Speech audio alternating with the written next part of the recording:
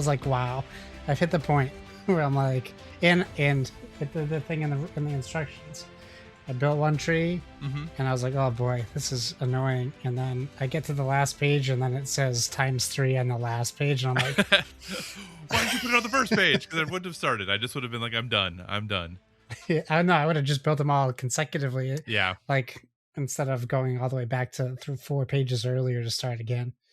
Yeah. The That always X-Files Lego. get me. It is a cool Lego. It's a cool set. It's a good looking set. I appreciate like the Yeah. above ground, underground. Like I always like when sets do that. So Yeah, it is that's good looking. I like it. So I have thankfully cooled on my Lego purchasing. It Yeah. is not as active as it used to be, though. Supposedly, there's going to be because you know how they've been doing like all the there's a lot of the consoles you can get, you know. Hmm.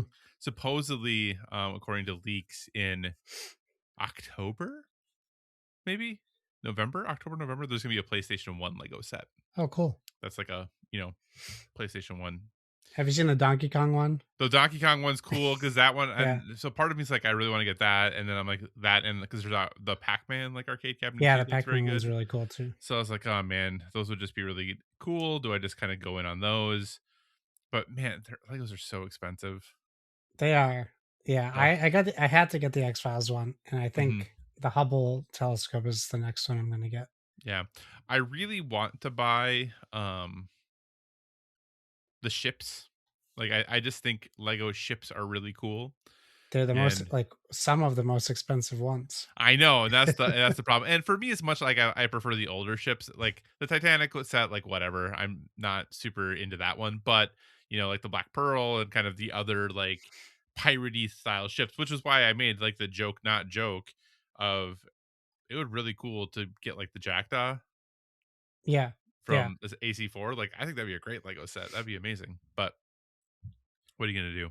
I don't think that's gonna happen. But yeah, Put it on Lego Ideas. that's true. Could put it Someone on will Lego make it. Ideas. I'd have to like build it to put it on Lego Ideas though. So No, you just give someone the idea. give someone else the idea of like, hey, can you Yeah. take this and make it a Lego? So Yeah. I'm gonna do this a little earlier than we usually do. But hey, welcome everyone to Board with Video Games. I'm Kyle Hyman. That's Josh Barboni. We're thrilled you're joining us, where we talk about video games and Legos sometimes. Yeah. But as sometimes. always, if you have any feedback, suggestions, topics, things you want us to chat about, hit us up at boardwithvg@gmail.com. Or you can check out on the awesome stuff over on the Instagram, also Board with VG. We'd love to know if you are into Legos. What's your favorite Lego set? What would you recommend? What should we do? And we are part of the Place of Video Games podcast family. So feel free to check them out whenever you have the opportunity. They do a lot of fun stuff over there, so feel free to check that out. Josh, I did have a different question I wanted to ask you before we kind of jump into everything. And the Lego stuff, I wanted to go down there. So here we are. We are running into the end of August. We're mid-August now. End of August is here soon. And that means that there's going to be 2 pretty big in the next month or so tactical games coming out. I am not a huge tactical games person. Tactics has not tended to be a genre of game that I have enjoyed, but I'm always open to new things. So I don't know how much you've looked at any of the coverage of these games, Josh, but Yeah. will I like Star Wars Zero Company? That's the $1 million question, right? Right. So you didn't really play Midnight Suns, right? I played Midnight Suns for probably about 10 or 12 hours. Oh, okay. All right. Yeah. Okay. Maybe that's not. It's probably not an apt comparison because of the cards part Right. of it. But I mean, the base of it itself is tactics. Yeah. I fired up XCOM 2 the other night on the Steam Deck, and man, that game is not made for Steam Deck. I immediately stopped playing. I was like, the controls are so bad. So I actually worried about Zero Company a little bit, if I should get it on PC instead of console. Well, apparently it's like $10 cheaper on PC too. Oh, is it? I think so. Yeah, I think it's $60 on console and $50 on Steam. Interesting. I could be wrong about that, but I believe that might be true. I think I still want to. I don't know. Will you like? That's not the question. The question is, will you like? Will you like it? Mm-hmm. You're not even like. You're not a huge Star Wars guy. Well, I know, but here's That's the tether. yeah, because my follow up question is, will I like Fire Emblem Fortune's Weave? And the reason I'm asking these things is, Josh, I watched the previews for Star Wars Zero Company. Yeah. I watched the previews for Fire Emblem Fortune's Weave. Not obviously all of them, but many of them. Two totally different games. I know they're two totally different games, but both tactics games, right? Yeah. Because I feel similar to driving games, where traditionally I've been like, hey, I don't like driving games, but then I've played Forza and it's, it's okay.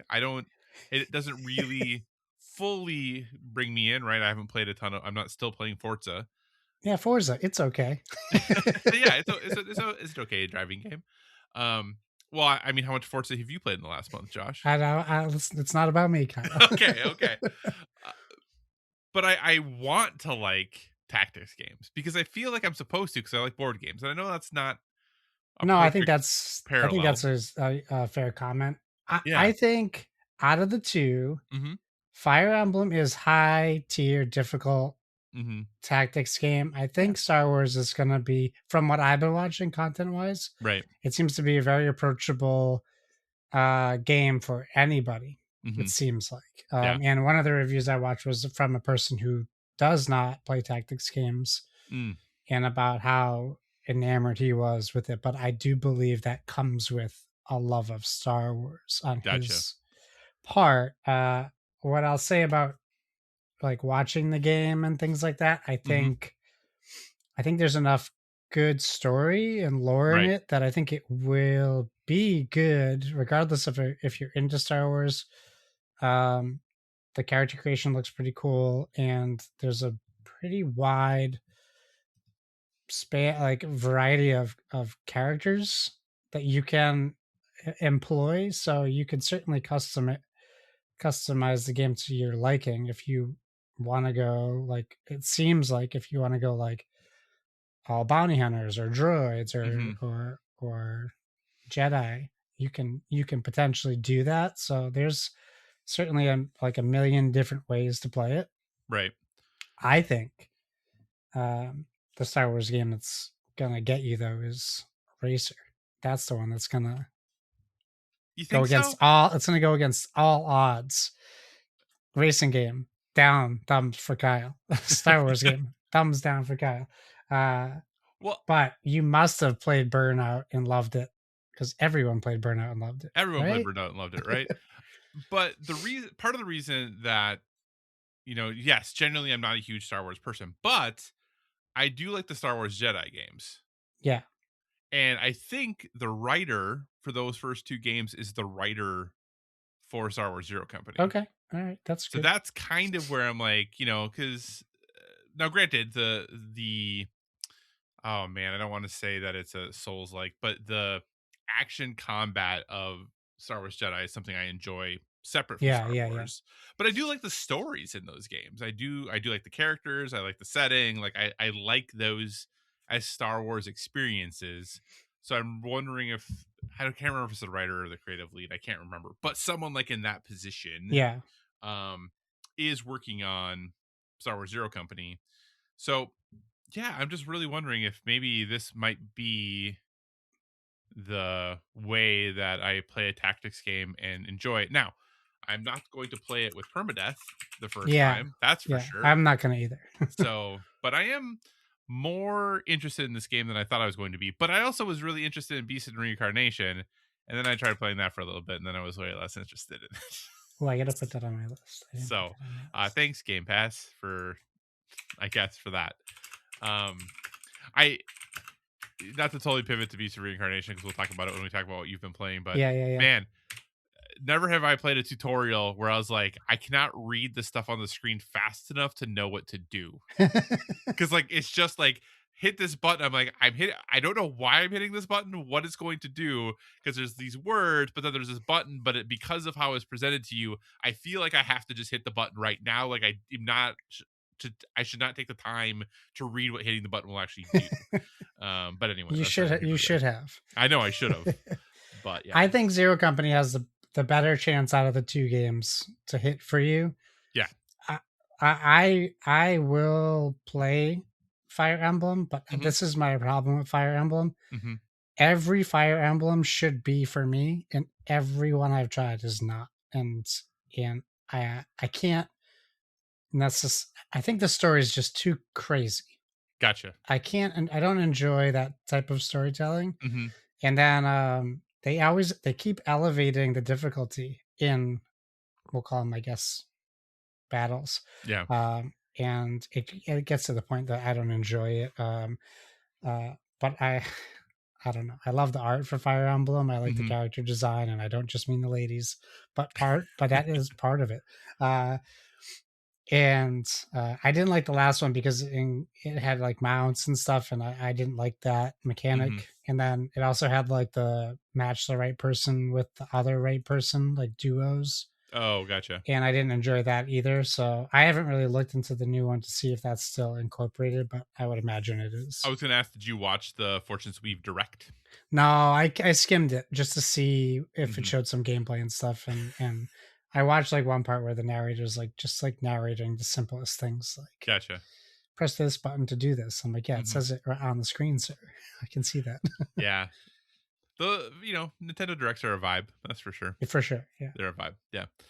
I am intrigued by both of these games. Obviously, as I've said multiple times, it's still not true, but I'm going to own a Switch 2 before the price goes up, which gives me like 14 days or something to buy one.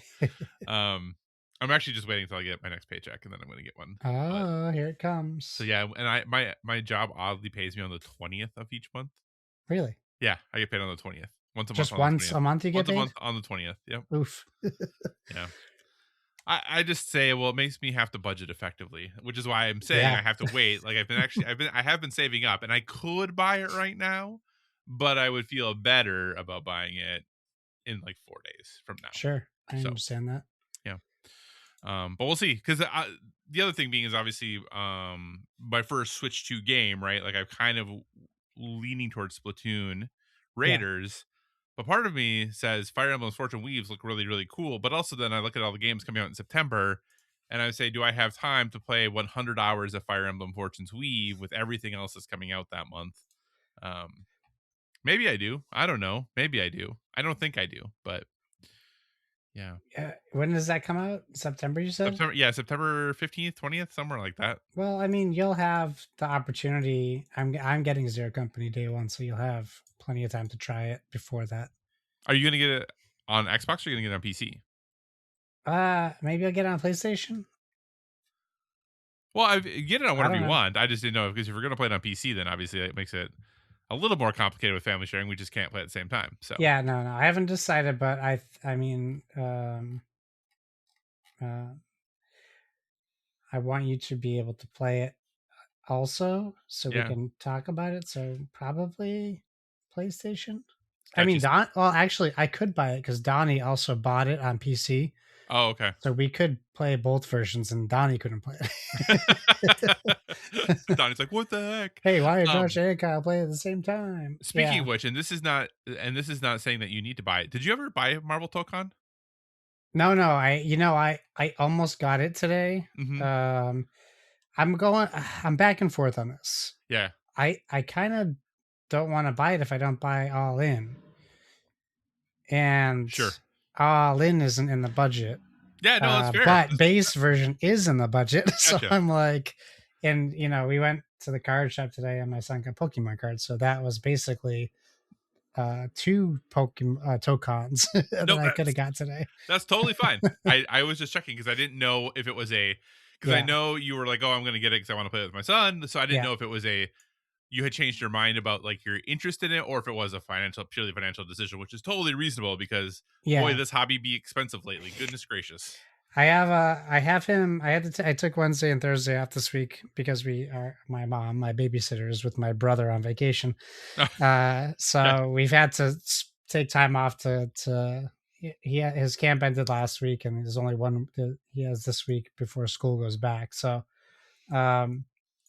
there's a high likelihood that I'll get it on like Tuesday night or Wednesday morning, and we'll play it Wednesday. and Thursday, Yeah. potentially. But yeah, I'll get that on PlayStation, Okay. not PC. Yeah. Cool. Even though I could put it on the Steam machine and play it in the living room. You could, I suppose. That's true. I wonder how well that the Steam controller would work for that. Yeah, well, you can use Bluetooth controllers on the machine too, so I could just use Xbox or PlayStation controller. Yeah. I just generally wondering, like, is because I know people seem to really like the Steam controller. I just wonder, is it a good controller for fighting games? I wonder. It's like good. Yeah, that's a good. I should try. I only use the Steam Deck for fighting games. I haven't tried it on the big Yeah. TV yet, but maybe I'll install like Injustice and try it. Yeah. But yeah, that's still in the cards. I still want to get Tokon, even though I'll never play it online ever. You couldn't pay me to fight people in that game. Well, Josh, I mean, I think we both want to talk more about other games we've been playing. So let's just transition. What else have you been playing, sir? What's been taking your time lately? What should we talk about? Well, I'll start with Beast of Reincarnation. I like this game. That's great. What do you like about it? I think the combat is interesting. Yeah. I like the traversal, and it has a kind of like a odd like Death Stranding vibe to the story, which I kind of dig a little bit. Okay. I gotta play more. Yeah. I played for a few hours. I got through the first like boss. He's like the tutorial boss. No, sure. I got through the second boss, so not the tutorial boss, but the next boss. Yeah, I think it's weird. I think it's just weird enough that I think I'm on the line of that I like it. That's I guess where I ended with. I'm like, I think I like this game. Gotcha. So I got back to my like shuttle spaceship, whatever the heck that thing is. Yeah. and bonded with my wolf a little bit more and got a little backstory about when I was a kid. And then I got to go back and play some more. Yeah. I didn't hate it. The tutorial I felt was very rushed. So I really struggled with like when it's like, okay, do this thing. And then you can like, here's how you parry. And here's when like you can do the special thing to have like Ku do a move. And like, yeah, I don't know, just how they were feeding the information to me. I wasn't really able to, and like I said, it could be a me problem.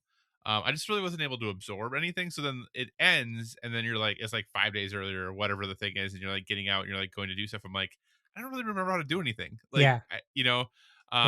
And I just kind of stopped there. I didn't go any further. I still haven't installed. So it's not I'm completely abandoning it. I felt a little off after the tutorial. So I just I get it. I have other things to play. I 100% get that.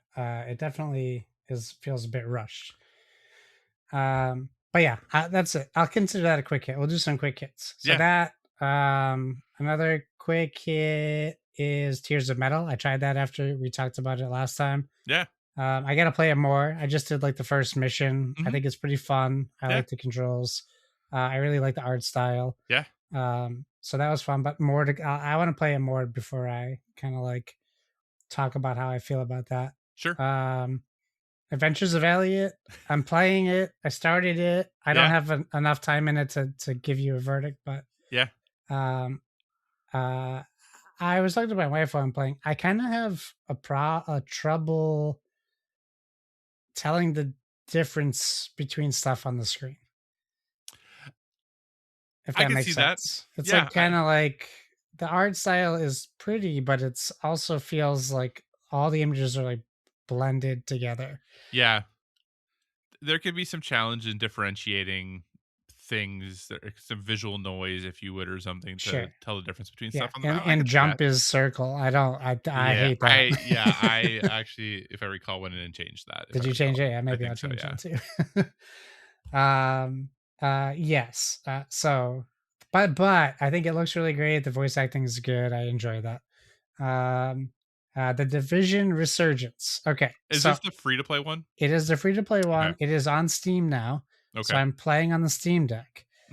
The reason why I'm playing this is so Ghost Recon Wildlands had like a thing that they just announced, like a random free like campaign story at Ubisoft's like 10-year anniversary showcase or whatever. So it was $250 to get. So I picked it up for $2.50, and I was like, I'll try it. And I played it, and I'm like, okay, this is not good for the Steam Deck. But I do remember, because I was looking at my outfits and I had a Division outfit in Wildlands. I was like, oh yeah, the Resurgence, it's on Steam now. So I downloaded Resurgence, and yeah, that's the mobile version. It is free to download, and it's great. It plays just like the Division. It doesn't feel mobile at all. There's even parts in the game that are like it's a prequel to the Division 2. Maybe even the Division. The Black Friday virus is the first one. So I think it's a prequel to that, like before the virus, or like another. I don't remember. I wasn't paying attention to the story. Sorry, I was very bringing it much. up on Steam and the volume was up, so I didn't hear anything you said for like 30 seconds That's while I was okay. trying to mute it. I was just jibber jabbering. Oh man. The story I didn't pay too much attention to. I think it's a prequel to the Division 2 or Gotcha. Division 1, Okay. or something. But it feels, minus like the menus are a little clunky because you still have to use the cursor to navigate them easily, or touch screen, which is nice on the Steam Deck. Right. But it feels really good. It's just kind of a nice little Division fix without like feeling like you have to play through hours. Like fire up. So what happens now is Diablo 4 keeps crashing after they tried to patch it when it wasn't working on Steam Deck. Sure. So now it crashes constantly. So now I start playing Diablo 4 at night. When it crashes, I then launch either the Division Resurgence or Ball Pit and doing the new characters in Ball Pit. So it all depends on the performance of Diablo 4. Gotcha. Another quick hit, because I don't have too much to talk about, is Lord of the Rings War in the North. This is a 10-year-old game? Oh, I feel like at least maybe right? longer, because it was like 360 and PS3. Yeah, so a 12-year-old game. They stealth dropped a remaster of it, which was crazy. And it was $17. So I thought for sure it was going to be $40. So I got that on Xbox, and I've been playing that, and it's great. It's just like I remember it. It's just a little bit shinier.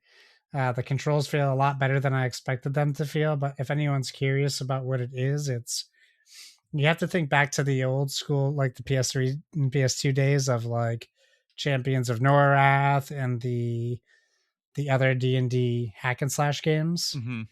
It takes place in the Lord of the Rings universe. Obviously, it's Lord of the Rings. I shouldn't have to say that. But you are kind of in the game.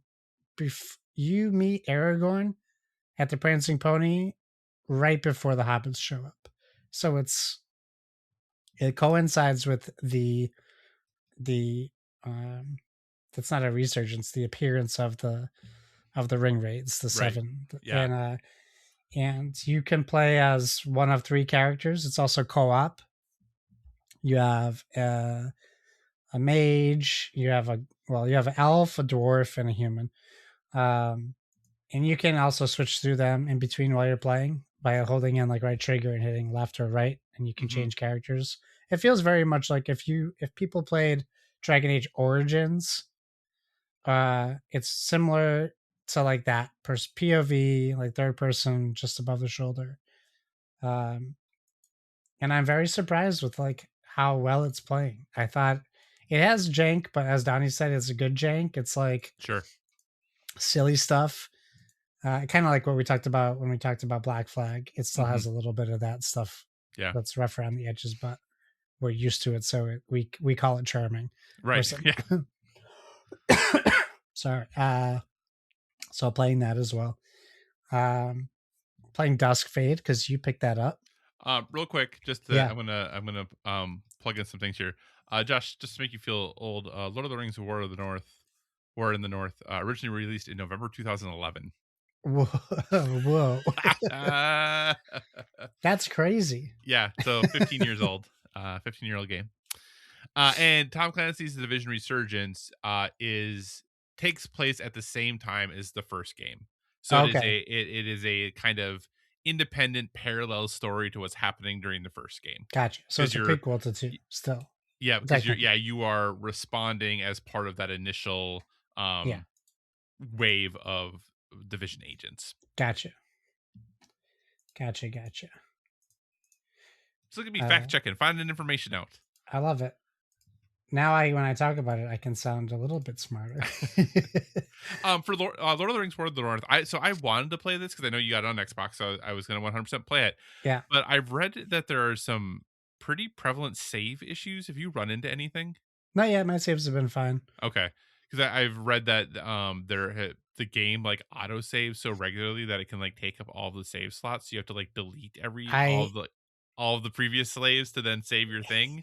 Yes, I So did okay, notice that. okay, okay, I went to go make sure it saved, and there was like 20 saves, and I was like, whoa! yeah. So I deleted like 10 of them. Yeah. So, okay. So, as long as you're still able to progress, maybe I will jump in then because I Yeah, do want to play this. But yeah, I've just heard some people who have gotten into situations where they couldn't like save, and I was like, yeah. well, that Manage doesn't your seem saves. ideal. That's a good point. So, It does do a lot of auto saving. yeah.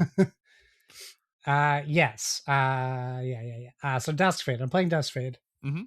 Kyle picked it up. I was checking to see what I always just like kind of check to see what you got. So I also Yeah. downloaded Big Walk because I saw you got that on PS Plus. Yep. That was free. That was included in PS Plus. I shouldn't say free. Included. So Duskfade was also a game. Actually, let me talk about that last because you played that too. Yep. I played it as well. So on a rare occurrence, I've actually played some board games. So I Woo. got 2 board games to talk about. One of them we've talked about before. Battle for Hoth is one such board game. Yeah. I played this with my son. He got it for Christmas, and we haven't touched it until August. So we played Battle for Hoth. Battle for Hoth is like kind of a standard skirmish board game. Mm-hmm. Yeah, for people who are curious, one person plays as Empire, one person plays as the Republic, or the Rebel Alliance, I should say, not the Republic. And yeah, you pick a scenario out of the scenario book, and you set up the scenario. You have limited resources per scenario. Like the first game we played, I didn't have access to my snow speeders. He didn't have access to his AT-ATs. Mm-hmm. And you're kind of just playing the cards that you have. You have you pick a hero. So you can pick like Luke, Leia, Han. There's maybe a 4th on the good guys, and then Vader. I didn't look at the Empire side, but each of those heroes have 2 to 3 like hero cards that go into your hand, and then you draw regular cards from your deck. And they essentially tell you like you can do an action in a zone. The board has 3 zones, which are Mm-hmm. kind of split by the fold of the board, and then like a line down the middle. And you can attack in these areas if you're within range. And yeah, you're just kind of moving troops. It feels very much like Risk. Mm-hmm. I'll be honest with you, I got pretty bored during our playthrough. It is not very exciting. And you're really at the mercy of the other person's moves as well, because you don't have a lot of spaces you can move on one turn. Gotcha. We'll see. We'll play more skirmishes and see how it goes, but I was really expecting something more. Mm-hmm. So I would say, I mean, I think it's only $40, so it's not like an expensive board game. But I feel like there's other Star Wars board games in that price range that are probably better. Yeah. Well, because it's basically a re-implementation of like Memoir 44. Oh, is it? I've never played. So yeah, so it's basically like Memoir 44 and Battle Lore. That system that they use, which I think is called the Command and Colors system, if I recall correctly. But that system that they use for like engagement is like what it is in Memoir 44. Okay. And now they have moved it over to this. So yeah. Gotcha.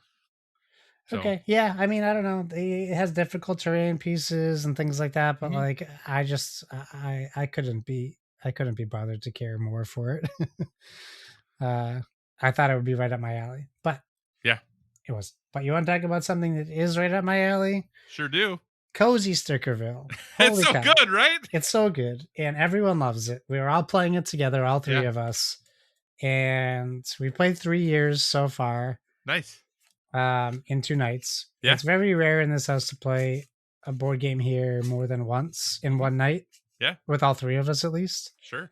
And yeah, I mean, it's charming. It is really just all about creation. And I think the thing that gets for me is it has the choose your own adventure feel to it, because a lot of what you're doing is just kind of reading a card and making a decision. Yep. And then seeing what happens with that decision. Yeah. So I'm wasting all of our gold at the temple.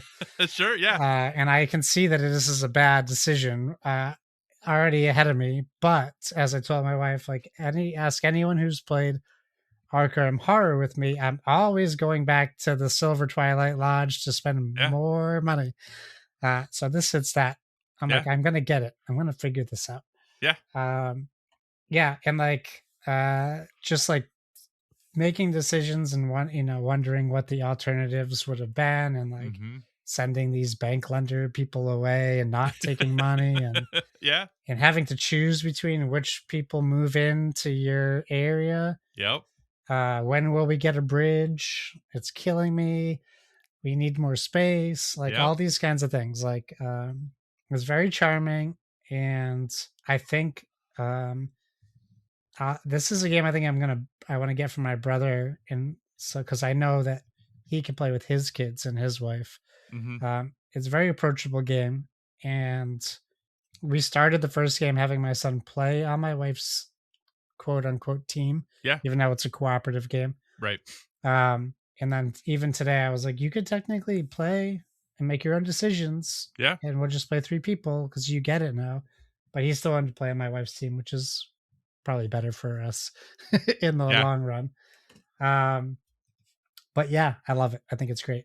So I'm glad that you recommended it, and that I told my wife that you recommended it, so she bought it for me. Yeah. So, I'm really glad you're enjoying it then. Yeah. It is. Yeah. It's such a, it's charming is like, I think the best word for it. It's such a charming game. It's just so, I don't know. It's just so fun. Something about it. So yeah, it's really good. I like it a lot. So I look forward to playing it. The plan is he asked if we could play it every night this week, and I think that will be the plan. We'll try to get it to the table every night this week. Well, and that's what's great too, right? Because playing a year takes like a half an hour. Yeah. Right. Yeah. Like it just, and you play over 10 years, right? So it's definitely, for the 30, 40, or for the $40 price, like, you're getting a reasonable number of hours of gameplay. You can technically play it twice. Yeah, you get a full another playthrough if you want. Yep. So it is kind of neat. For me, the big thing is just like the fact that Corey Konietzka is the designer of it, and you figure like, his highest ranked game is Twilight Imperium 4th edition, which on a complexity scale is about as complex as games get. Yeah. Right. It's the polar opposite of this. Yeah. game. And then you have Cozy Stickerville, which is literally about like, do whatever you want to do. Just do whatever you want to do. Yeah. Pick the card. Do you want to do this or this? Whatever you want. No pressure. No pressure. And just very much you can't do everything, and it's okay that you can't. So just choose what you want to do. Right. Like, yeah, it is nice because there are cards there were some like options. I don't know if this is something that's come up for you. I don't think this is too much of a spoiler, but at some point it's like run for mayor. And we just never we just built the town hall. We just never did it. I just never ran for mayor. Yeah, my son's like, I don't want government. And I was like, okay. Yeah, like we just never did it. So that card just hung out the whole game, just sat there. Yeah. Just never did it. We're in love with Dill, Farmer Dill. Yeah. Yeah. So I almost blew it. I was like, I could very easily just say, thank you for saying you love me. But, yeah. No, I'm really glad you're enjoying it. That's great. So yeah, I put on my cozy music on Spotify while we play, so nice. We get some vibes. Yeah, it's great. I'm very happy that we have it. And then last for me, which we can lead into you, is Duskfade, which we call legally distinct Kingdom Hearts game.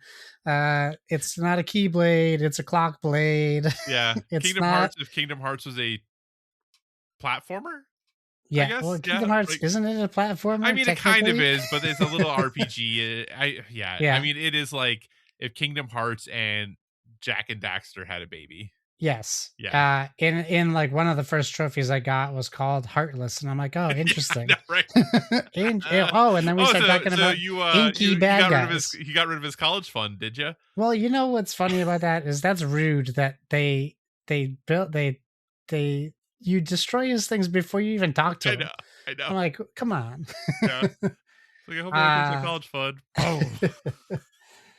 I am past the first boss fight, and Okay. I'm almost at the top of the volcano. Wow. Okay. I believe. Well, I think I'm at the top, close to the top of the volcano. Gotcha. I've unlocked a few. I unlocked the hook thing, and then I Mhm. also unlocked the thing to pull guys towards me. Yeah. So I'm a few hours into that. I'm having a good time. It's a lot. It's fun. I I don't like the mechanic of the like you jump in the air and you shoot like your hook shot to like Mhm. attach to something, but you never know where you're gonna go, That's true. and That's true. it is stressful. I'm like, Yeah. what a mechanic! Like Yeah. it's like jump in the air, jump, dash, hook, swing to oblivion. Like where am I going next? Um, but that being said, it's a game that I kind of haven't wanted to put down as I'm playing it, Wow. even though Okay. I keep going like, oh, I'll just like get to this point and stop. What I wanted to do was I started Duskfade and then I was going between that and Adventures of Elliot to Yeah. see what I wanted to play. Um, so I was like, all right, I'll try Duskfade and then I'll try Adventures of Elliot. But then like 3 hours later, I'm still playing Duskfade and not I, playing Adventures of Elliot yet. I'm surprised, Josh. I really did not think you would like this game at all. Yeah, I know. And like I think like you're willing to try things that Hmm. aren't in your like favorite types of games, and I think about how much I liked Ratchet and Clank Yeah. and other Mario games. Like there's certain ones that slip through the cracks of adventure platformers. Yeah. I'm not saying I'm going to keep playing it, but I'm Right. enjoying my time with it Yeah. currently. Yeah. So Duskfade, yeah, like you said, an adventure platformer, 3D platformer, however you want to look at it. And yeah, I mean, it wears its inspirations very clearly on its sleeve, right? This is a Yeah, game inspired by Kingdom Hearts. It's a game inspired by Jack and Daxter, Ratchet and Clank, like those sort of. So we're more on that side of the 3D platformer, not so much like the Mario 3D platformer. right. Because it is much more action based, much more combat based, because you do have a clock blade, which is basically a key blade that you're using. Yeah, um and you are set out on this adventure. I think the game overall looks pretty nice. Like, I think graphically it's a yeah. nice looking game. I will say the jump's a little floatier than I would like it to be. It certainly is very floaty. Yeah, I wish the jump was a little tighter, a little more precise. But other than that, I'm having fun with it. Like, these are these types of games we don't get a ton of, like, especially on the 3D side. I think on the indie side, we tend to see more 2D platformers or roguelites and things like that. We don't aren't getting a ton of these like bespoke, kind of in your like ukulele type area. Like, we're not getting a ton of those anymore. It doesn't Yeah, feel like so. This one looked kind of interesting, so I wanted to, check it out, support the developer because it looked pretty good. And yeah, I think it's pretty good, right? I don't think it is the best of it. It doesn't hang with the best in the genre, but for the price that it was and for the experience I'm having, like, I think I'm having a good time. So, if you're looking for kind of wanting that kind of action platformer type game, I think you can do a lot worse than Duskfade. But like I said, the big thing, the jumps a little floaty. yeah, So just be aware. You're not doing really precise platforming, so it really hasn't been a problem as far as like causing me death. But it is more just like, I wish this felt slightly different. But so yeah, so I have also been playing Duskfade. In addition to that, I've been playing one old game, one new game. That old game, when we actually recorded a couple weeks ago, I don't remember if we talked about it on the episode or after the episode, but we were talking about how darn good of a game Dead Cells is. So yeah. After. Josh being Josh just was like, well, I'm going to buy it. So he just bought Dead Cells on Steam. So then I downloaded it so no one else could play it. But I have now put probably 7 hours into Dead Cells in the last 2 weeks. Josh, Nice. this game is so good. Like, I know that there's a lot of weirdness between like Motion Twin and Evil Empire about like Motion Twin created Dead Cells, but then Evil Empire was like doing the DLC, but then Motion Twin was like, hey, we want everyone to focus on our new game, which is, oh my gosh, what's the name of it? Wind something something. Anyway, so they were like, they just ended like all development of like additional Dead Cells content, which was supposed to go for like 2 more years. Um, but yeah, I don't know. Dead Cells, it's such a fun game. It feels so good. I there I don't know what they've figured out in the sauce. It's kind of in a lot of ways reminds me of Hades in the sense of like Hades was not necessarily revolutionary in what it was trying to do. Maybe how it was trying to tell its story. I think you could say it was really pushing the envelope forward. Yeah. But like that style of game had existed previously, but they just were able to put like find that secret sauce of making that game, that type of game, feel that good. And I think Dead Cells did the same thing. Dead Cells really was like, okay, we're going to be this like roguelite where you're going through side scrolling action game, but they just make it feel so good. Um, so yeah, I'm loving it. I'm having a great time with it. It is the game like, I haven't quite finished Black Flag yet. There's all these other games that I should be putting bows on, especially current games that I should be putting bows on. And all I want to do is go back and keep playing Dead Cells. So Yeah. and it's fun too because I never played any of the DLC. Like I played the original Dead Cells back in the day, OG version of it, but I've never done any of the DLC. So now I'm, going in and fighting death and things like that, and going and doing the Castlevania stuff and finding all these other places. And yeah, it's been a lot of fun. It does make me really look forward to the upcoming Castlevania Belmont's Curse game. Yeah. That's coming out in like October, from Motion Twin and Evil Empire, along with Konami. But yeah, Dead Cells is great. If you've never played it, play it. If you have played it, maybe go back if you haven't played it in a while and play it again. It's great. Yeah. The other game that I've been playing is, I feel like all I play on my Steam Deck is some sort of roguelites. It's a game called Sephiria. Hmm. It was in early access. It just went 1.0 at the end of July, I think. And in it, you play a bunny. You are a bunny who has a weapon, and you are going off to um, fulfill your destiny as a bunny. Um, and it is very much that typical roguelite. You Oh, like go okay. down into a dungeon, you're going around fighting creatures, earning things. Overall, like when you start playing the game, you're like, this seems pretty standard fare. You're picking stuff up, blah blah blah blah. Fun story stuff, fun leveling up stuff. All of these things are things you've done. But what this game does that's super interesting is your inventory matters a ton, because when you open your pack is a grid. And the first times you unlock things, it's not, or the first things you get, usually not a big deal. It's like, oh, I got this like thing that orbits me that shoots and blah blah blah blah blah. But as you go deeper and deeper and you unlock more things, you start to get things in your pack that like, hey, when you put this in your pack, the thing above it, to the left of it, and below it all get positive like influence, and the thing to the right of it gets negative. Oh boy. So now you are playing this mini game of like rearranging all the things in your pack to Yeah. try to like make these completely broken builds, because you're like, you can super overpower like certain things within your pack by the way you arrange things.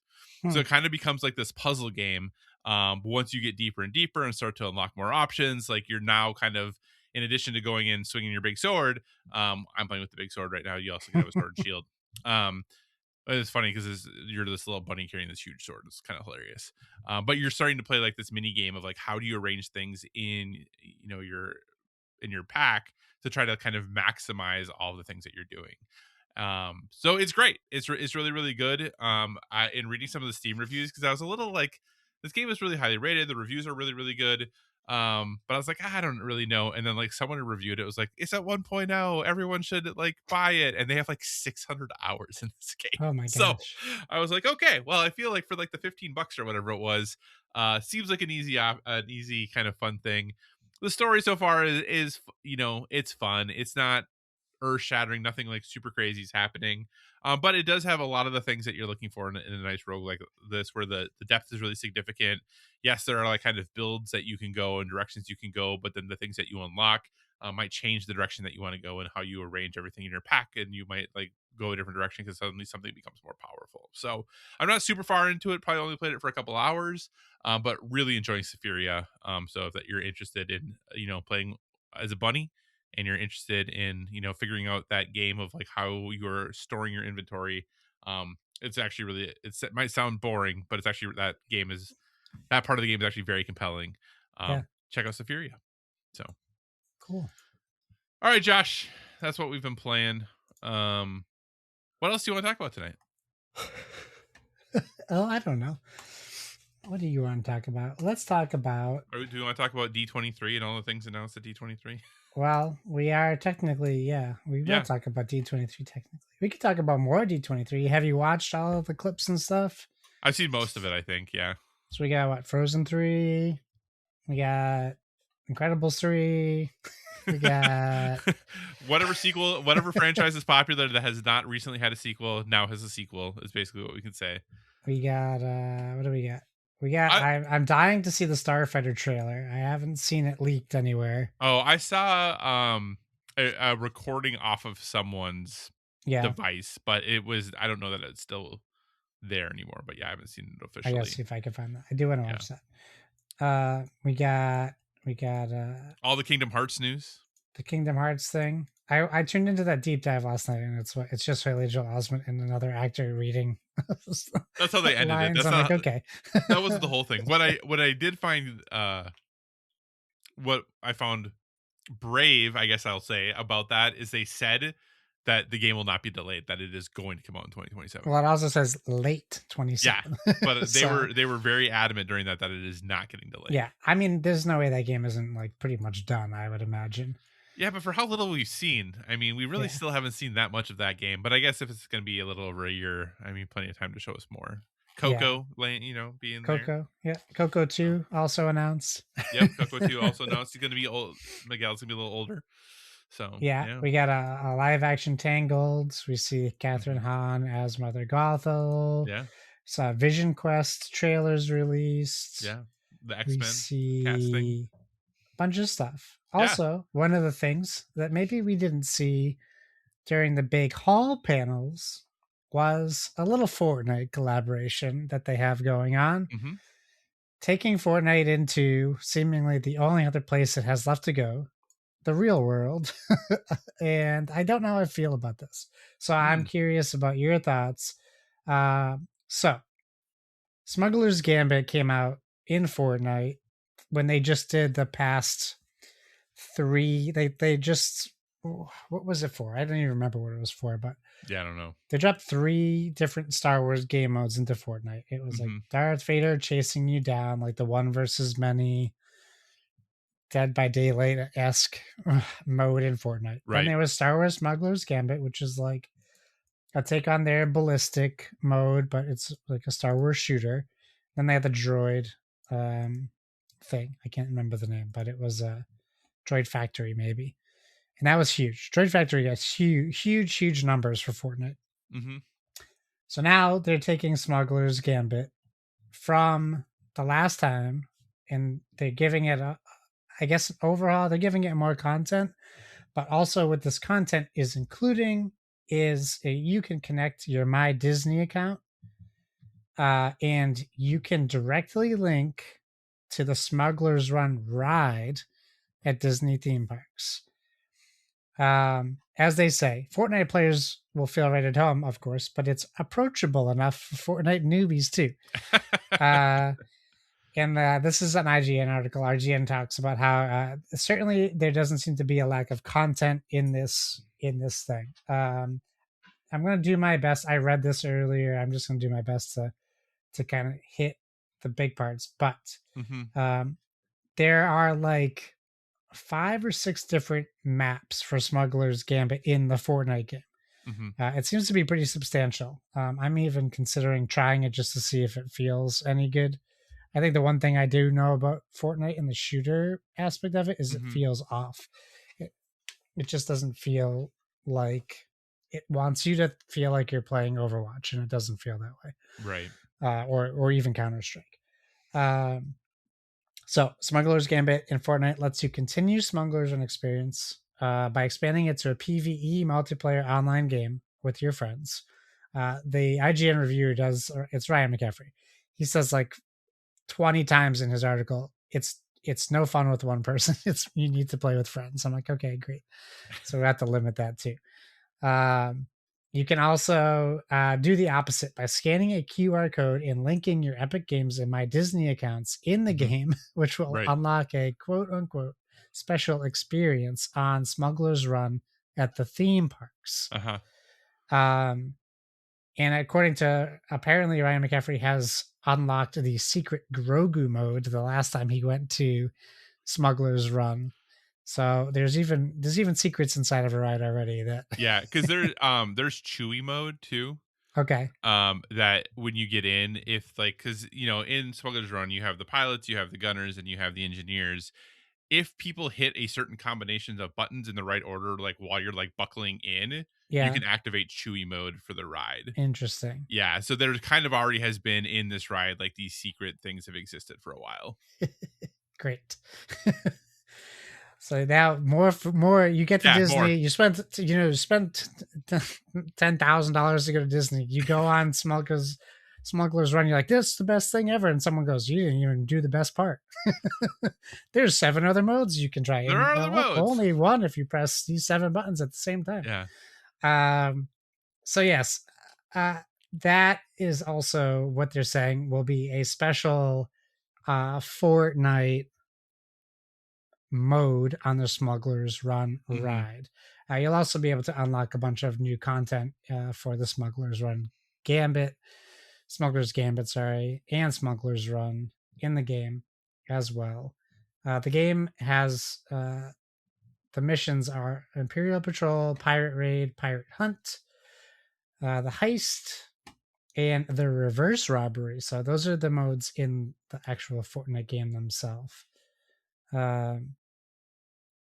Yeah, and it's available today as we record, August 16th. So 2 days ago, as you're listening. I guess my question to you is, do we want this? And if we do we want more of this? So, in some ways, yes. In some ways, no. Here's why I say that. Star Wars Smuggler's Run is a fun ride, but the 3 positions that you have in that ride, so there's two pilots, 2 gunners, 2 engineers, and like any ride, when my partner and I go to Disney, we go as a group of 2. Yeah. Which means whenever we ride this ride, we are with other people Yeah. that are not in our party. We are crashing other people's parties typically, Yeah. right? It's a group of 4 and then us, right? So then it becomes this thing of like, well, if those people want to do this Fortnite thing, are we right. you know what I'm saying? Like, then are we have to do it too because like there's Yeah. 2 of us and there's 4 of them, they all want to do it, so I guess we're gonna do it too. Or someone's like yelling at you to press buttons, Right, like that right. you don't know what you're pressing. Yeah, and the big thing with like Chewy mode and stuff like that, number one, the nice thing is if you talk to the cast member and we like to do Chewy mode, some of them, not all of them, will be like, that's fine, we'll get it set up for you, just go in and sit down, just don't touch anything, and then they will come in and do everything so that it will happen, but you have to ask, right? The nice thing with Chewy mode is that really nothing with the ride really changes other than Chewy like chimes in sometimes, and so then you just hear Chewy like over the loudspeaker like telling you to do stuff as Chewy would. You're like, I don't know what to do because you're Chewy, But yeah, so I am curious how much is actually going. So I wonder if the Grogu experience is similar, where it's like actually doesn't really change much, but you just have like sound effects and like whatever. Someone's pressing buttons they're not supposed to be pressing. Right. So I do wonder like how much this will actually change the ride experience and if people are going to notice or not notice. But I do think interesting or different ways to bring experiences like this to life, I'm kind of okay with, because I think of it in similar ways, and it's not exactly the same, but when I was there in February at Disney World and we were doing like the Lorcana events that happened around the park, right? Like those didn't impact any rides, but like here was this thing where there was this outside thing that you could then like engage with in the park, right? Like here was the Lorcana thing, you could trade Lorcana cards with people in the park, like you could do all these fun things. So I could see, especially if you are with maybe like a family who has kids who play Fortnite, and then you're like, hey, do you know there's a Fortnite mode for this? Do you want to do it? And the kids didn't like know, and they're like, oh yeah, let's do it. Right. I could see ways where this actually might be kind of a neat way to like engage with this ride differently. Yeah. And I guess from Disney's perspective, not that I'm saying this is okay, I can see them being like, I have no doubt some people are going to come just to ride this, to do it in Fortnite mode, because they've already ridden the ride a dozen times and they don't really have a desire to ride it again. But now here's a different way that they can experience the thing, right? So they do this with like Star Tours too, where Star Tours are regularly adding different scenes and different places you can go, so that every time so that you are having like these different paths that you're going through. So Yeah. yeah, I know that Disney and Epic are in tight. Like, Disney's invested a ton of money into Fortnite, so I'm not surprised by this. I would want to experience it though, to like, before I would fully pass judgment on whether this is good, bad, or something in between. Yeah. I hear you. Yeah. Yeah, I agree, but I also worry. I worry that if we start digitizing our physical things in life, where do we stop? Well, and part of it is, right, like, man, when you're at Disney these days, I mean, someone in your party's on their phone, because that's how like, that's how you do You everything, need right? to You have do it. Yeah, yeah. yeah, everything is done through your phone. So yeah, I don't know. I miss it. I miss it a little bit of like thinking of the times I've been to Disney and like Mhm, just being able to actually shut off from everything else. right. Yeah, and that's true. You are bringing something from outside of Disney in, which I guess is a little bit different, because there are, Disney has a ton of like, there's a Disney Experience app where I can't remember what it's called right now, but there's like a games app that you can have, that where Yeah. you can like play games in line, and like depending on what lines you're in, it's different games that you can play and things Oh, like that. okay. So they already have kind of this sort of thing kind of happens Yeah. a little bit, but usually it's very Disney focused. Having it, this Fortnite thing is different. Um, so yeah, we'll see. I am not for it. I'm not against it. I am intrigued as to what difference this actually is going to make, if any. Like, will Yeah. you actually notice it when you're riding the ride? Yeah. I guess I would be curious if there's anything gating you from content if you haven't done enough in the game because Oh you yeah, can that would be because interesting. you can you have to link your Disney and your Epic. So I'd be curious if like you fire up Smuggler's Gambit and it's like, okay, make sure you do these like 17 things first and then you'll Hmm. get your content. So yeah, I could be just old man yelling at clouds kind of thing. I don't like this new technology in my old technology, but it's all new. I just haven't experienced it yet. Yeah, yeah. Like I said, I'm just really curious as to what that new different experience is in the park, Yeah. and Yeah. yeah, like, are you is like someone is like, the banana from Fortnite or something gonna show like, Yeah, like, yeah, yeah. and somebody else who's like has He's no like your idea what's pilot. going You're like, on is like, great. what's happening? I don't understand, like that. Yeah, that's my, I guess, would be quote unquote concern, but we'll see what happens. So cool. Anything else, Josh, about Fortnite to being in Disney parks? No. All right, Josh. Well, speaking of, no, I have no good transition there. But who would have thought this, Josh? BlizzCon about a month away. It's been a couple years since we've had a BlizzCon, but it appears that things are really looking up for Blizzard, as according to some leaked emails, Blizzard is Xbox's top performing studio. So this That's is, crazy. I know this comes from gamesindustry.biz. It says leaked emails reveal Blizzard is Xbox top performing studio for fiscal year 26. Josh, the two games leading the charge, Diablo 4 and that dead game Overwatch, credited with driving Blizzard's first back-to-back growth year since 2017. Yeah, I think it's probably mostly Overwatch, right? Because this is like the big resurgence of Overwatch. I They mean, fixed it, right? it has been. So, as part of the article, it says in fiscal year 26, Blizzard ended the year as the top performing studio in Xbox's Studios division, and this past year has marked our third highest fiscal for top line revenue in Blizzard history. Um, Overwatch as having delivered its strongest quarter since 2022. Microsoft does not break out studio level revenue in its public financial disclosures, and neither the company nor Blizzard has publicly confirmed the figures cited in the leaked emails. The reported growth, however, stands in contrast to the wider Xbox division. So, with that, Josh, things are looking up at Blizzard now. Not that long ago, I think for a lot of people, Blizzard was in a tough spot, right? Like, they were in a really tough situation.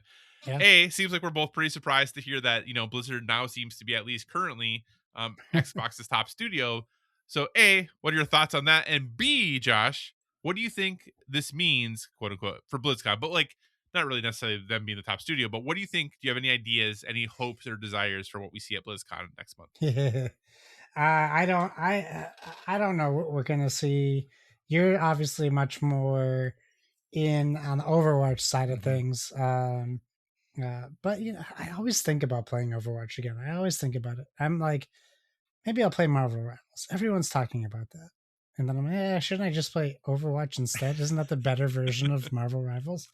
And then I just saw like we're getting our Diva sequel character where it's Devon, yep, she just came out this last week. yeah. Yeah. So that might be more of my speed because it's more of a melee attack, right? Like Mm-hmm. a pressing character. Yeah. Um, so I'll be curious to see. I mean, I guess I'm more curious if they mess up Overwatch again. That's what I'm more curious about. The Diablo thing, I really don't know where they're going to go with it because Mm-hmm. I don't see them doing another DLC. However, I don't know how Lord of Hatred ends, so maybe Yeah. there is an opening for another DLC. I'm just finally getting my feet into Lord of Hatred through my seasonal character. Um, so I should have that finished relatively soon. So I'll be curious to see what they do. I would love to see. Well, I would love to see Diablo 5 and not always online. But that's not going to happen, Yeah. especially if they're now the biggest driver of revenue for Microsoft. That Right. stinks for all of us who Yeah. like maybe like Blizzard because Yeah. now they're going to monetize the crap out of it. Sure. Um, I'm not. I guess while I am surprised that it's their top performing studio, I'm also kind of not. Yeah. It's just like a sad surprise. Like you guys are doing something wrong if Blizzard's your is overperforming, and I'm including like we got to include King in that, right? Like it's Yeah. overperforming King. Like you guys bought King and ruined them. Are you not making $1 billion a day on Overwatch on Candy Crush still? Like put out Candy Crush 7, whatever. Like Yeah. get the next one out.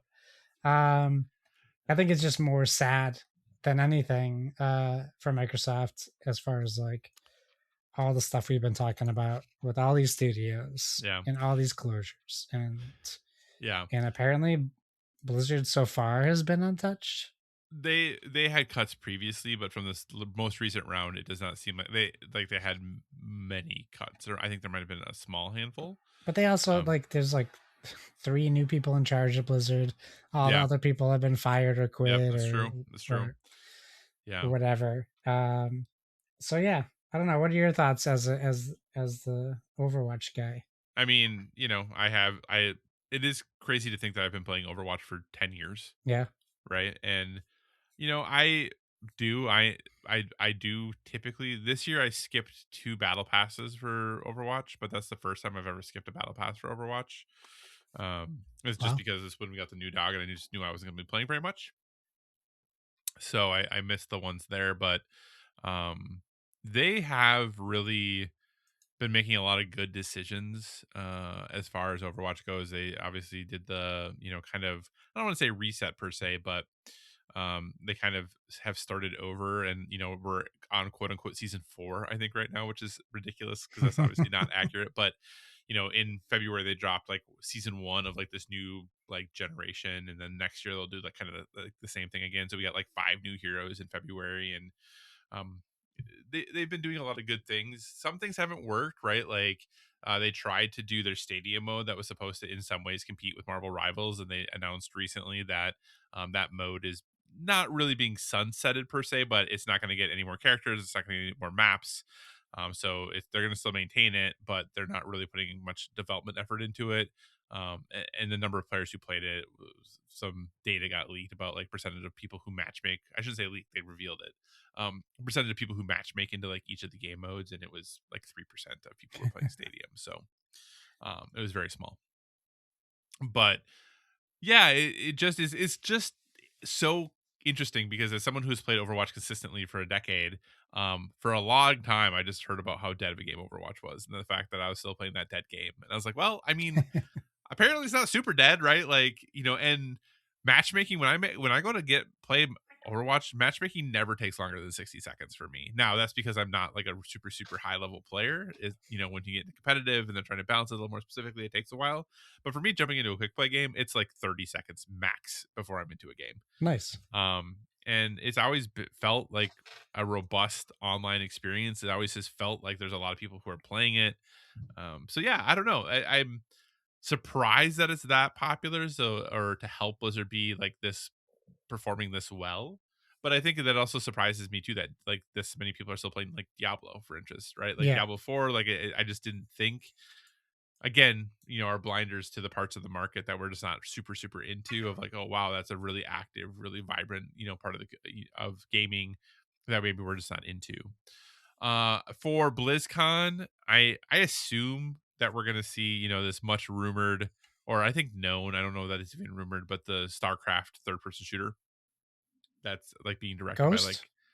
like well, yeah, I think what was Ghost, but now whatever it is, Okay. it's being I think it's being like directed by a former Far Cry person. Oh, interesting. Yeah, so I'm assuming we'll see that. Um, I do wonder if like StarCraft just generally is going to come back, like the old RTS StarCraft. Yeah, yeah, We haven't had StarCraft 2 was like how long ago, and that game is still pretty popular in some parts of the world. But I do wonder if maybe it's just really that third person shooter that we're going to see. I have to imagine there is mobile something, of some course. other mobile something. Yeah. Um, And I would like to think that there's maybe one surprise that I don't see coming, whether it is Heroes of the Storm. Suddenly they're like, it's back, it's bigger than ever, whatever it might be. Maybe they have, they abandoned the PvE mode for Overwatch. Maybe suddenly that's going to make a comeback. But like the Overwatch World Cup is going to be happening there. Like there are still some, positive like forward momentum things going on there. And I assume we'll get like the next like World of Warcraft DLC, like the Yeah. next, Oh yeah, of package. course, definitely. So, but yeah, I mean, Blizzard really just does seem kind of like one of those companies that, while not everything they've done has been a hit, they do seem like a company who has, for the most part, really been able to identify the things that work for it and continue to monetize that in a way that is mostly sustainable for them. Yeah. And I think that's the thing that like everyone wants to do, right? That's what Xbox wants to do with all of their studios. That's what PlayStation wants to do with all of their studios. And there's been ups and downs, peaks and valleys, but it seems like for the most part, Blizzard really has been able to be pretty consistent in their ability to monetize their games in a way that is not overly challenging as a participant, right? Like I play a lot of Overwatch. Like I don't, if you buy skins separately, they are insanely expensive. They are stupid pricey. But Yeah. if you just buy the battle pass each time and just the basic battle pass, it's like $10, right? Every couple months. Yeah. So it seemed, and you get a lot of good, and it's a pretty good battle pass. So yeah, I don't know. We'll see. I think I'll be curious how much other stuff they do, or is it really now how do we just kind of continue to maximize where we've been effective, right? Yeah. Can we, I don't know how, it doesn't seem like digital card games are still all that popular. Maybe they are, but Hmm. when you look at Snap and Magic, none of those are like crazy like online engagement. Hearthstone, any of these don't really seem to be like ridiculous. Yeah. So maybe there's a way though that if they can try to figure out a way to get back to the good old days of Hearthstone, I don't know. But yeah, Lorcana's coming to digital now. Lorcana is coming to digital, but also if and this is just what's so crazy is if you look at the amount of money like Magic makes so much money, right? I mean, their Wizards of the Coast just is like every quarter is like a new record for them, it seems like. But when you look at like digital engagement of like YouTube views, Twitch view, it's not that much. It really Yeah. like when you compare it to like how much money these companies are making, and it's like the best thing ever. Like, you know, Magic has made more money than it's ever made, but their engagement's like way less than like if you look at like things like Critical Role, right? And the Right. D&D Right. side. Right.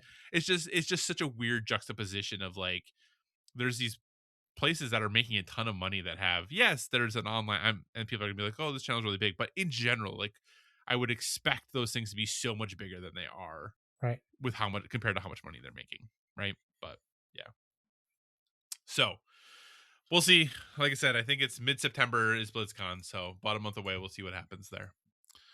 All right, Josh, a little final boss, this gaming, this or that. So from time to time, from time to time, I think it'd be fun just to kind of pit a couple things against, one another of like, hey, do you want to pick this or do you want to pick that?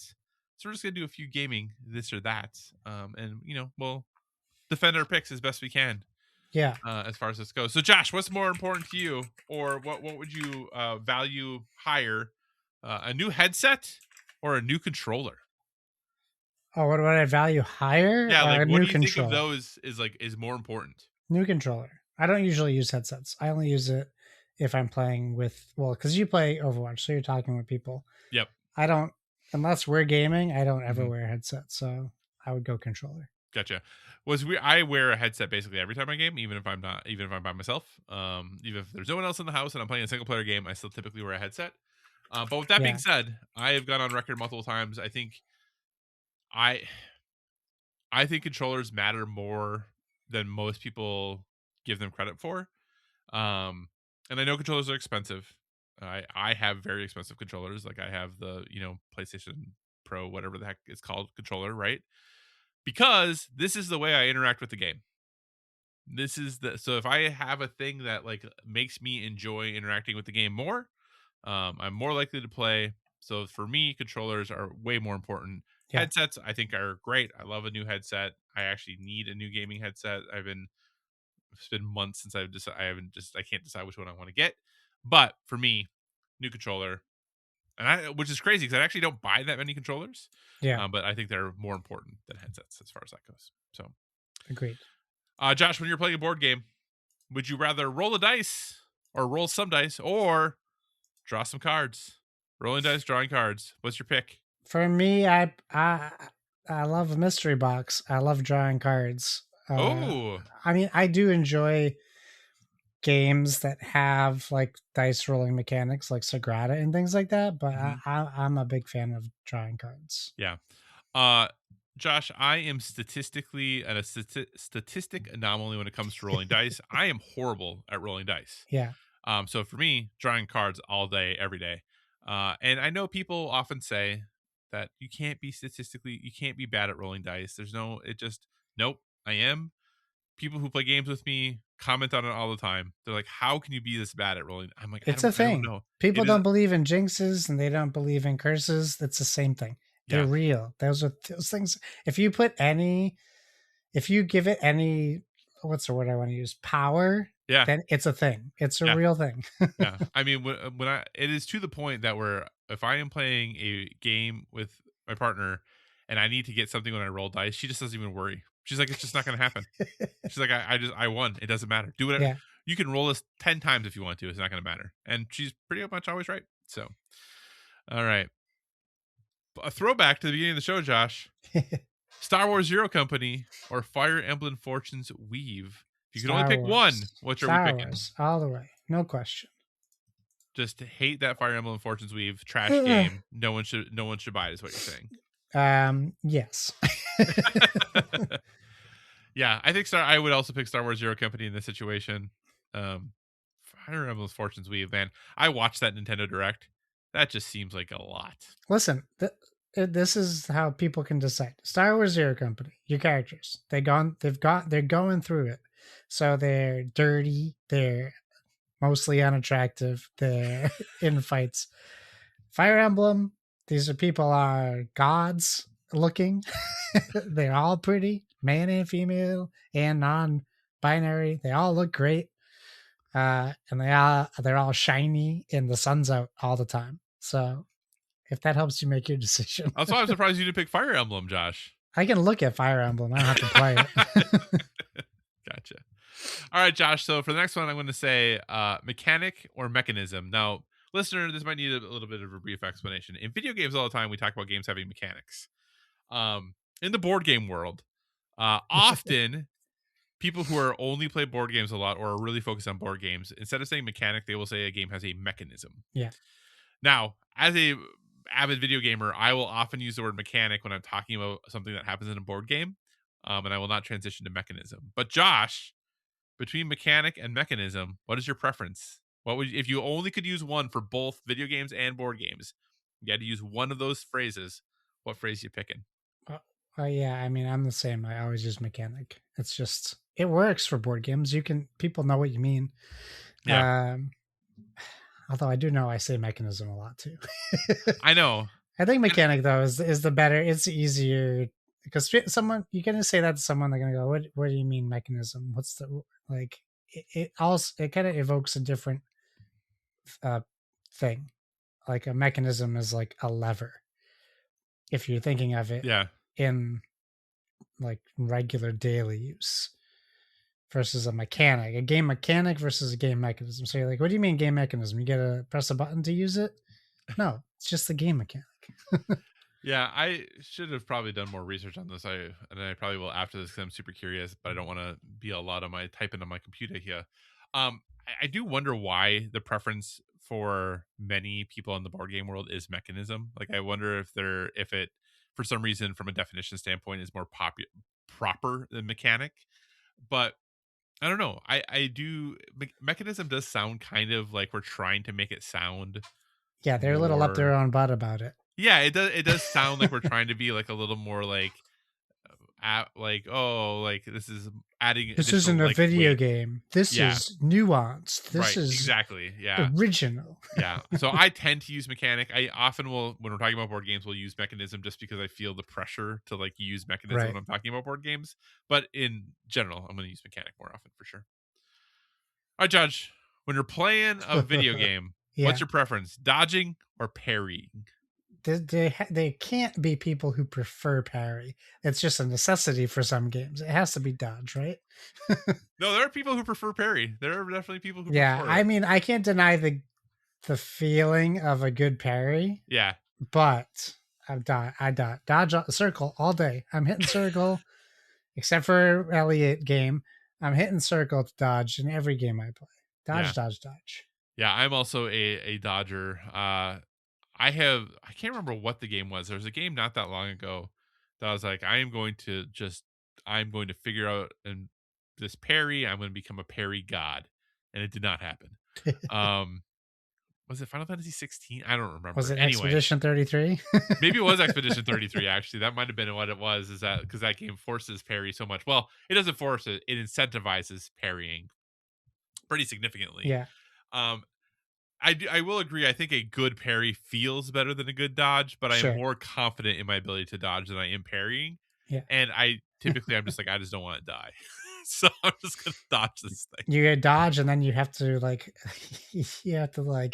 struggle to get the camera where you want it after you dodge. And then you're too far away, facing somewhere else. So then you're like dodging back so you can actually hit them. Yeah.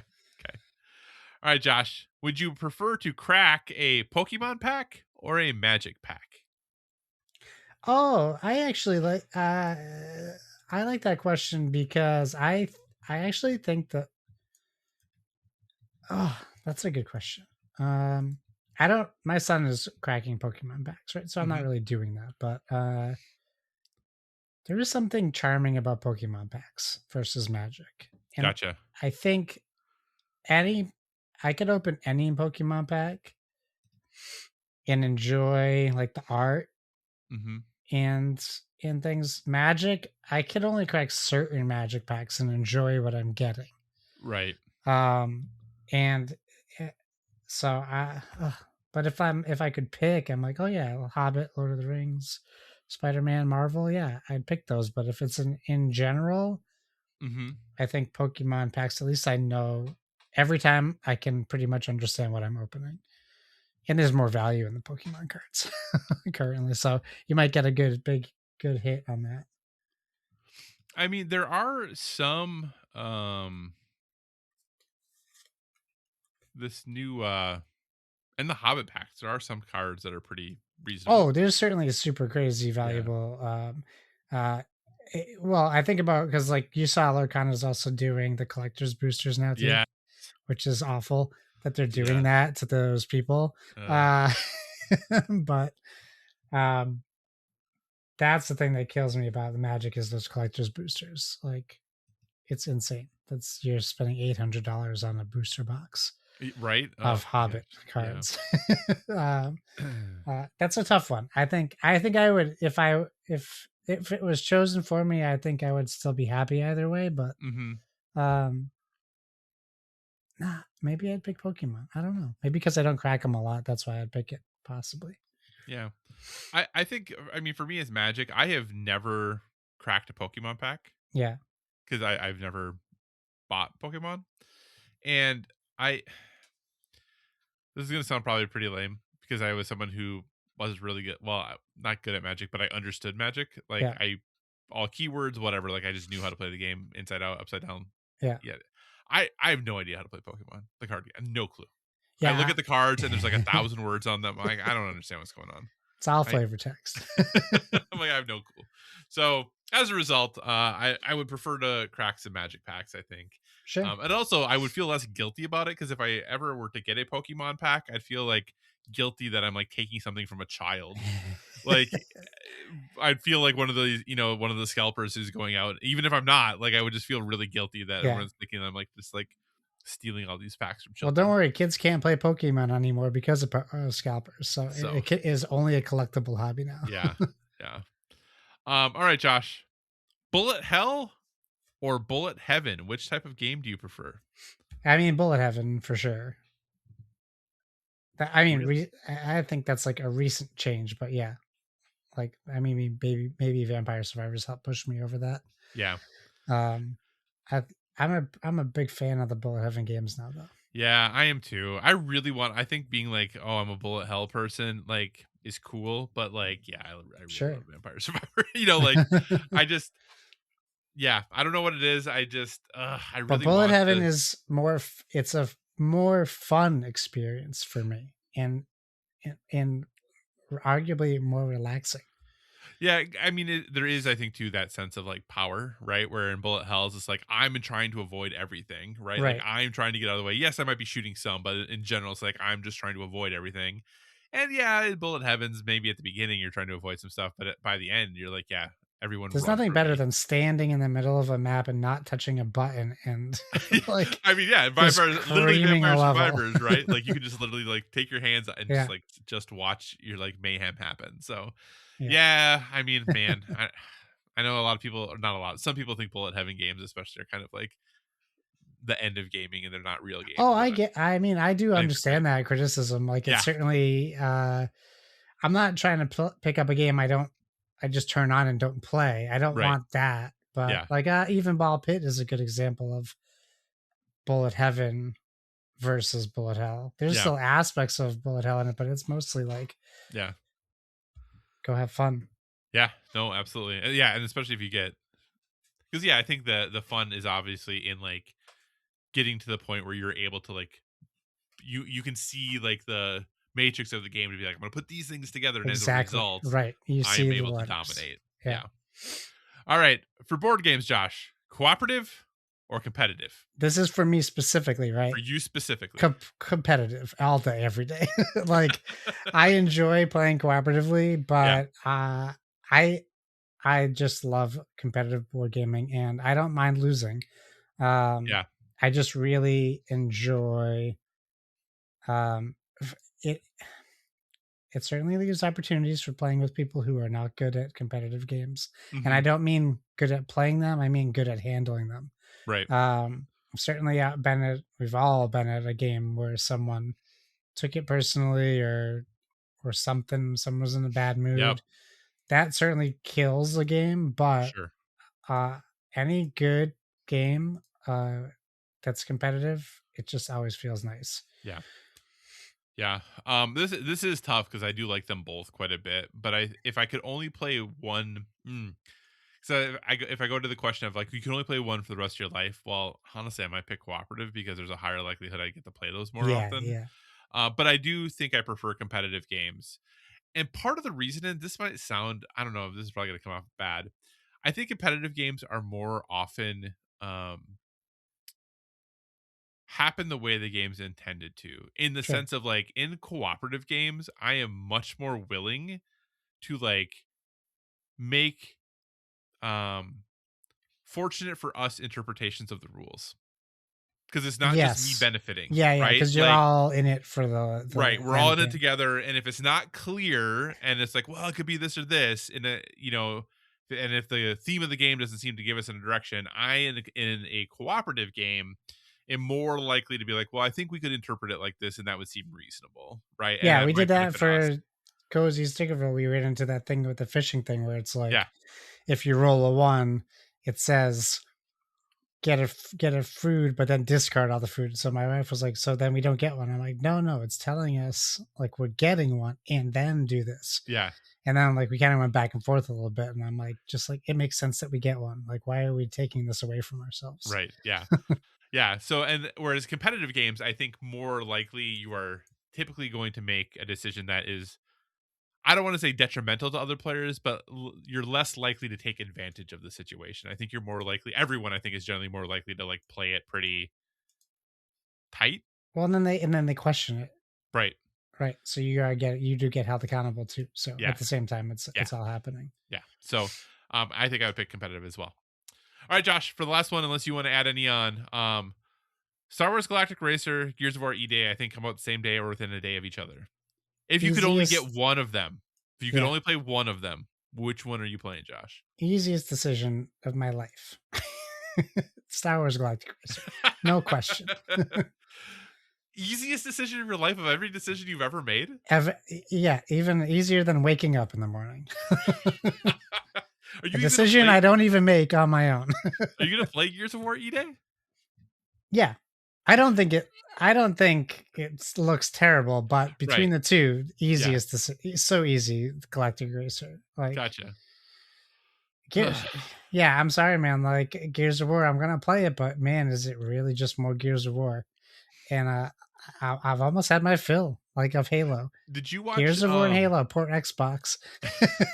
did you watch any of the preview stuff for the multiplayer, the horde mode and the just multiplayer? No, I missed. You know, and I missed it. I felt like out of the loop because I like logged into my Xbox and saw that I could have Yeah. downloaded it to try it, and I just missed it completely. Yeah, there is some yeah, I don't know. I think this is kind of neat that, for one of the horde modes, it's like um there are 4 teams of 3 on the map, Yeah, but you each have like separate things that you're doing, because the map is massive. You each yeah, start in different areas, and you're given like you have to do this thing, and yeah, then like you progress to like your next like objective and your next objective. But the entire group of 12 might have like take down this huge boss yeah, together. yeah. That's kind of cool. Like that's a neat thing, right? Yeah, I guess. I mean, that game Evolution did that, or Primal, or whatever that was. Sure. Yeah. That game that came out, what was it called? Exoprimal. That Exo game did Primal. that. Yeah. I just, I don't see anything new up their sleeve for Gears Mm. of War. So, and it's hard to Did you, do that with the prequel.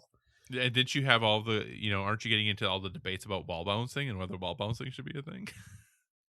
You know, I'll be honest with you. I read like a one-line sentence about wall bouncing, Uh-huh. and I feel like my eyes rolled out of my head, right straight to the ground. I'm like, this is the mechanic you're adding to Gears No, of it's not War? added. It already exists. Wall balancing has been a thing for a while. Has it? Okay. Yeah. Well, I'm not a fan of even Yeah. the sentence. Because this is why I've never the horde modes I think are good, but I've never been a huge fan of Gears of War multiplayer because I was not good at wall bouncing and I sucked with the shotgun. So I was like, well, what am I Yeah. gonna like what I guess I can just die.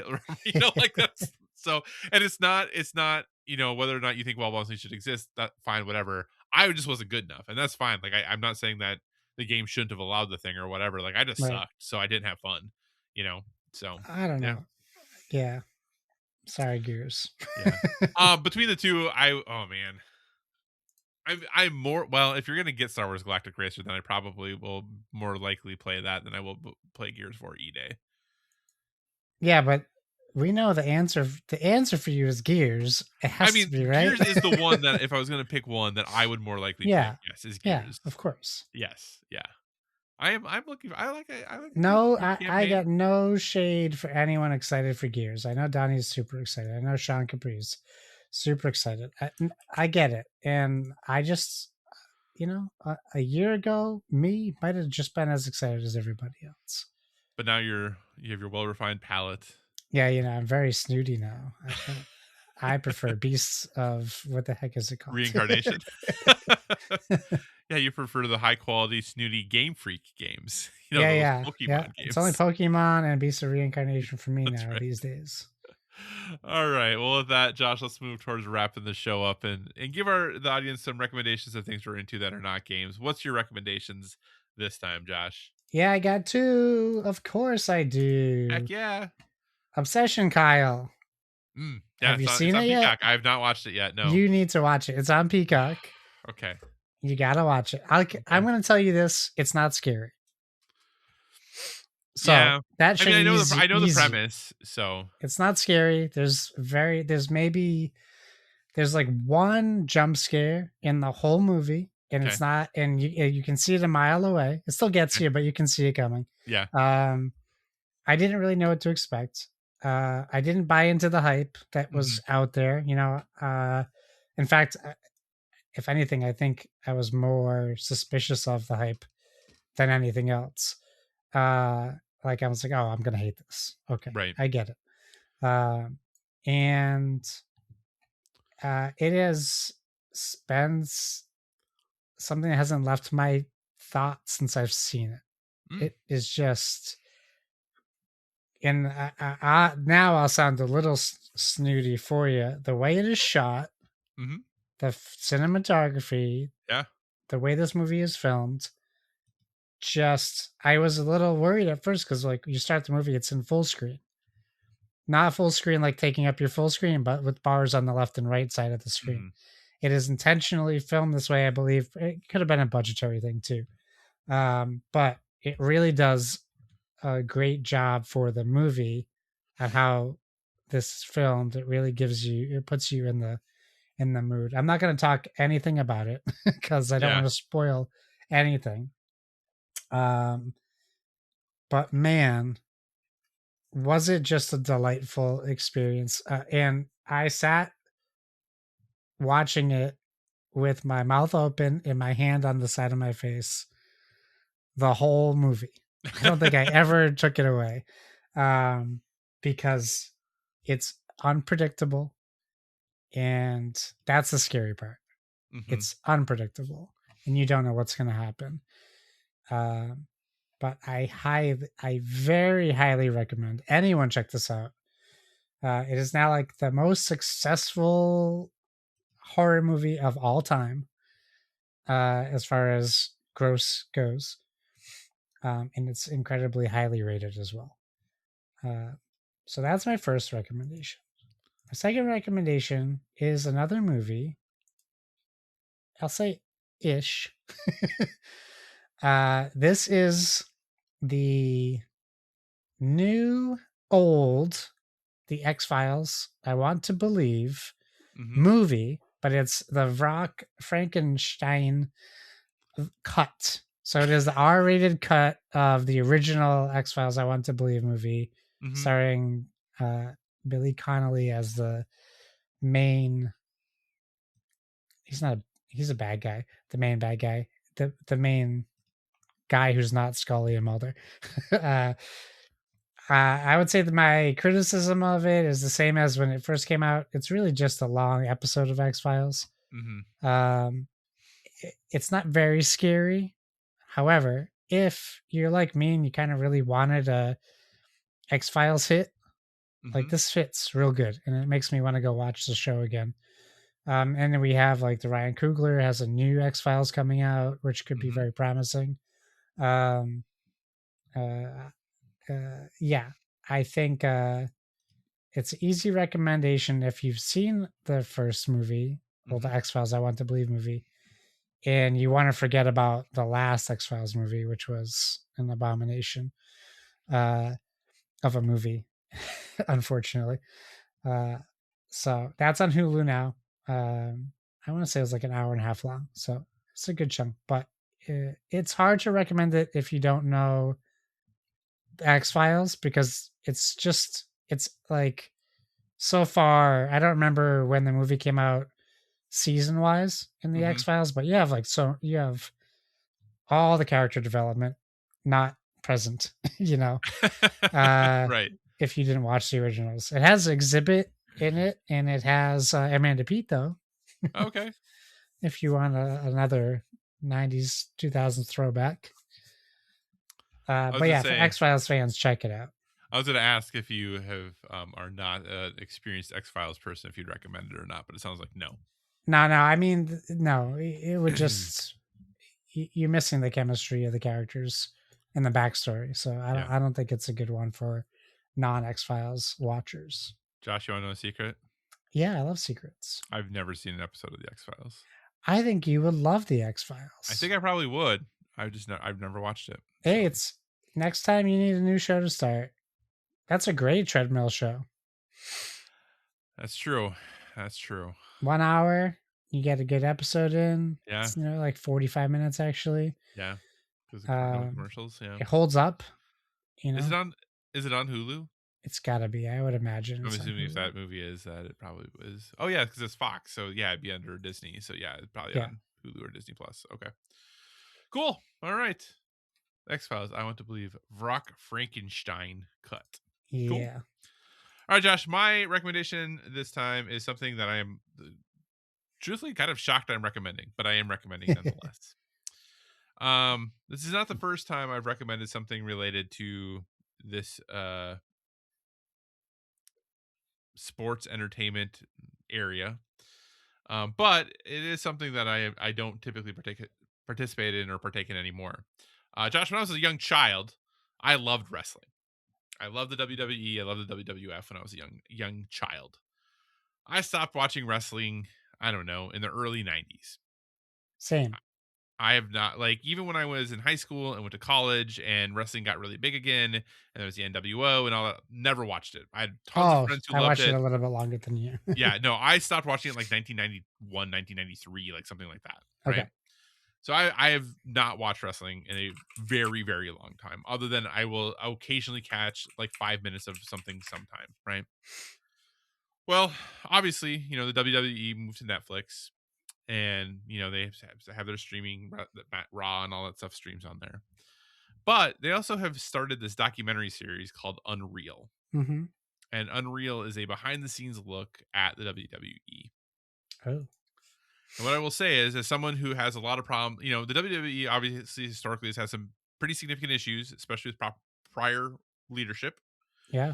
Things have changed about, leadership goes. Yeah, they're all in the White House now. I mean, yeah. But what this Unreal docuseries does is it's a behind the scenes look at the WWE and the inner workings of the WWE, kind of really starting with the time that they started at Netflix. And what I find so fascinating about this is that in wrestling, there's the idea of kayfabe, right? Like, that is the story that is being told. You never break it. You never show the audience behind the scenes. In the 80s and early 90s, like, when I was a dumb kid, I was like, oh my gosh, this is real. Everything's really happening this way, right? Like, I didn't know it was scripted. Like, I didn't know these things. But for the most part, most people now know, or at least most older people know, once you hit a certain age, that, like, hey, this is all entertainment. Sports entertainment doesn't mean it's not hard. Doesn't mean that they're not putting their bodies through hell. Like, but it is a scripted, like, we know who's going to win, right? What is so fascinating about this documentary is that when they talk to the people involved with the WWE, they're like, here's who I am as a wrestler and all the names I've gone by, but here's my government name. And then that's like what they call them, right? They just call them by, like, Triple H, who, like, kind of is head of creative. He just goes by Paul. Yeah. He's just Paul. Right. And it shows, like, all these behind the scene things that, like, they never ever used to show, right? Like, matches will happen, and then, like, the two people who are just, like, beating the crap out of each other come back, and the one who's all bloody is, like, apologizing to the other guy. I'm like, oh my gosh, I'm so sorry, I tried to do this thing. I'm like, you have blood all over your face, why are you apologizing? You're totally fine, right? Like, you're not. So it is just this interesting look back at, like, who is Cody Rhodes. And Cody Rhodes talks about how, like, his daughter thinks his job is being a dancer. because when she sees him do things that look to her, it looks like he's dancing, and he's like, you know what, I'll take it. I'm a dancer. That's fine, right? Like, and you're behind the scenes because during this is the first season is John Cena's like last year before retirement. Yeah.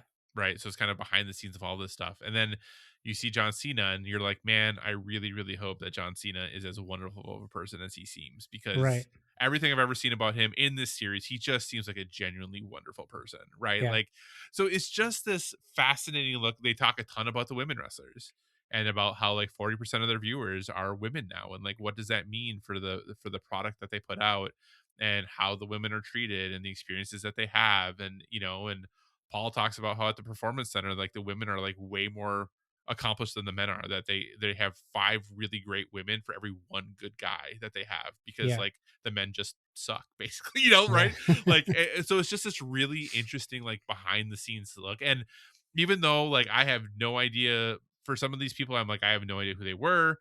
I, know the biggest names, but not all the names. Like, it's really compelling. Like, it's really interesting to watch and see like this behind the scenes stuff. They talk about like how they like make decisions about these things, like the pressure that it puts on them. Like, you see them like encouraging people and like trying to light fires under other people to be like, we're giving you this opportunity, now you need to deliver, right? Like, it's just this like really interesting, fascinating, compelling look at this product that I really don't care about, but I'm really curious about how they get that product to be as successful as it is. Yeah. So yeah, there's 3 seasons. The 3rd season just premiered, which is why I think it like bubbled up on my algorithm. But I just finished season 1 and I'm already recommending it. So I still have 2 more seasons to go. Nice. That is Unreal on Netflix, behind the scenes of the WWE. Cool. So with that, Josh, what do you say we wrap this show up? Sure thing. Thanks for joining us, everyone. As a reminder, you can find us on Facebook at facebook.com/boardwith3g, on Instagram at boardwith3g, and via email at boardwithvg@gmail.com. Whatever podcast service you're listening to us on, we encourage you to give us a 5-star rating, as it helps other people discover our podcast. You can find me on all of the things at Why So Serious. That's SIRRIUS. Kyle, where can people find you? So you can find me on Instagram, PlayStation Network, Xbox Live, Board Game Geek, all at Psychocross, CYCOCROSS. As always, if you have suggestions for future topics, be sure to reach out to us on social media, because we want to talk about what you want to hear about. And remember, everyone, whether it be board games or video games, never stop gaming.